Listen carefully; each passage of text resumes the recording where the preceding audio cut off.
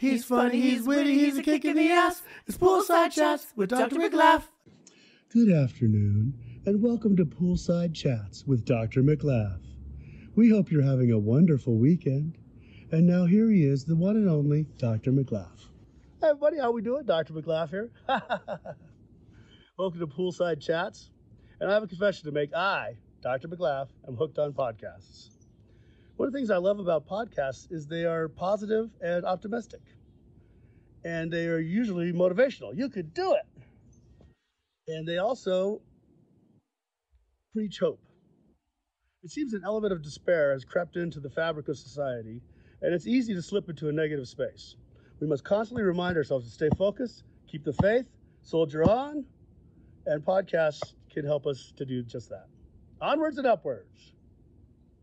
So, one of the intellectual podcasts I enjoy is Lex Fridman. Now, Lex is funny. He speaks in a monotone, and he doesn't exhibit a ton of emotion, but he's an excellent interviewer, and oftentimes his questions lead to high-level discourse and even aha moments. Recently, Lex had a memory expert on the program. I can't recall his name. Oh, yeah. Sharon Ragada. He's a neurobiologist from UC Davis. And they covered a lot of ground, but one of the things that stood out to me was a statement Ragada made: the act of remembering changes the memory.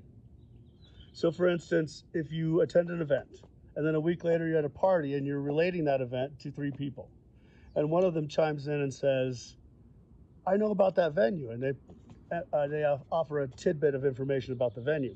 And a second person says, I was at the event as well, and they relay their experience of the event. Your brain subconsciously wraps those things into the memory. And if you tell that story 10 times in 2 years, by the 10th time, it will oftentimes be very different than the original memory, and sometimes not at all what happened. One of the problems Raghunath goes on to say is with this, of course, is that we rely on our memory to make decisions.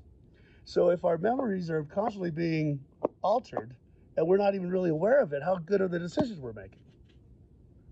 Now, I believe that's true. I believe he's correct in that. But I also believe that it comes down to paying attention and focusing.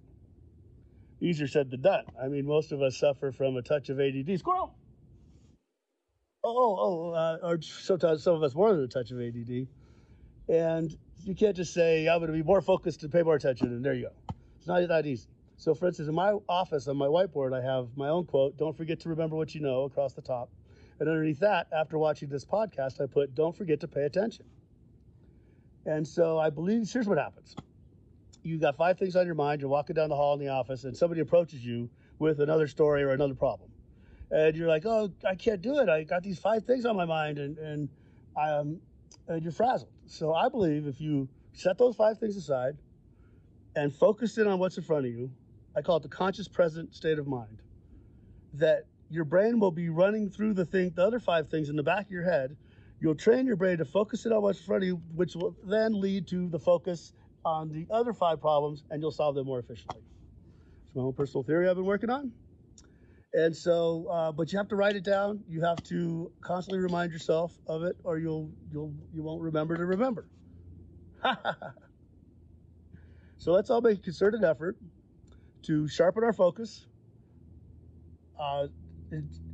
employ the conscious present mind, easy for me to say, and I think the more of us that do that will train the other people's brains to sharpen up, and I firmly believe we can reverse the effects of ADD and raise the intellect of society, thereby saving the world.